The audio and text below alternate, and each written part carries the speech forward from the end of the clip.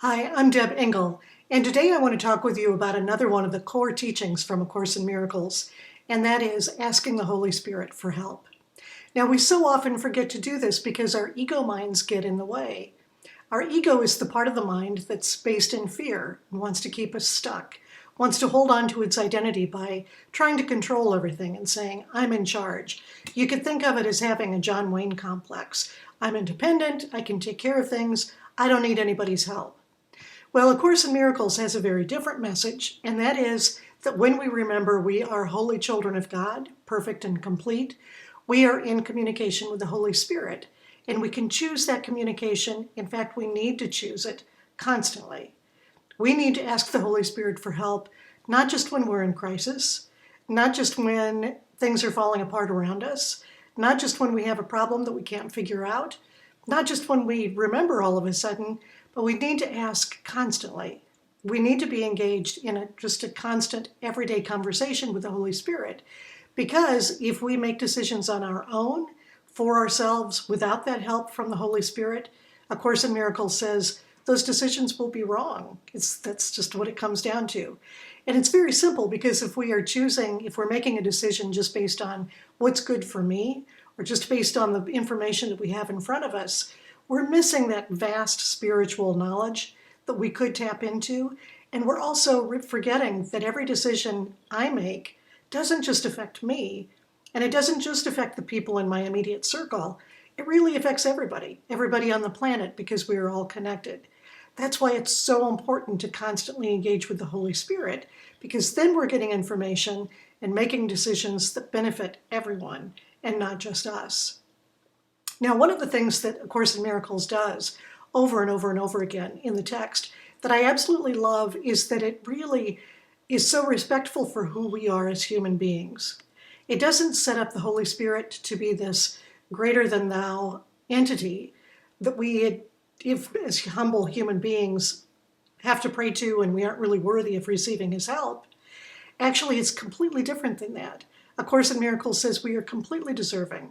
That God will never ask us, the Holy Spirit will never ask us, what have we done to deserve their help? We are deserving simply because we are children of God, and we are divine love because of that. So I want to read just a short passage from A Course in Miracles that I think really speaks to how much the ego mind can get in our way, but it also speaks to that spirit of collaboration and co-creation that we can have with the Holy Spirit. This is the passage. It says, the Holy Spirit cannot speak to an unwelcoming host, because he will not be heard. The eternal guest remains, but his voice grows faint in alien company. He needs your protection, only because your care is a sign that you want him. Think like him ever so slightly, and the little spark becomes a blazing light that fills your mind so that he becomes your only guest. So what's that basically saying? Well, it's saying that so often we do forget, or we don't hear the communication from the Holy Spirit because of the ego mind.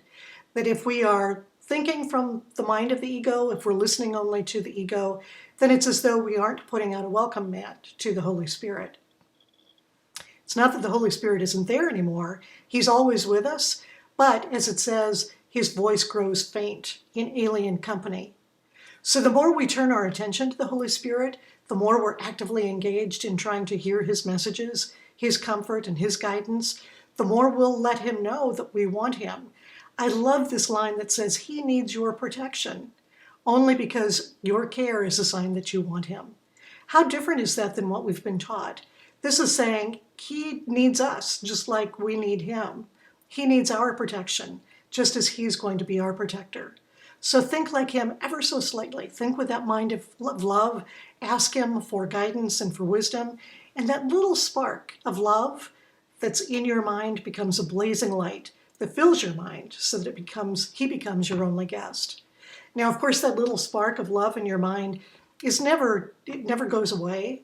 It really doesn't even become a little spark. It's always a blazing light. But it needs that communication to keep feeding it. And so that most important, you remember who you are and that light is there. So for this week, what I want you to do is to take time every single day to really sit in prayer, meditation, reflection, and simply have a conversation with the Holy Spirit. Tell him what's on your mind. Tell him what's troubling you. Ask him for guidance. Ask about any decision, big and small. There's no decision that's too small for his attention. And then just be quiet, listen, see what happens, and see what guidance you start to get. As you do this more and more, you'll find that that communication becomes easier and that you remember on a more regular basis to bring the Holy Spirit into every conversation and every decision. That's what he wants. And after you get used to doing this and you see how much better your life can be, it's definitely what you will want as well. Hope you have a beautiful day. We'll talk to you soon. Sending blessings.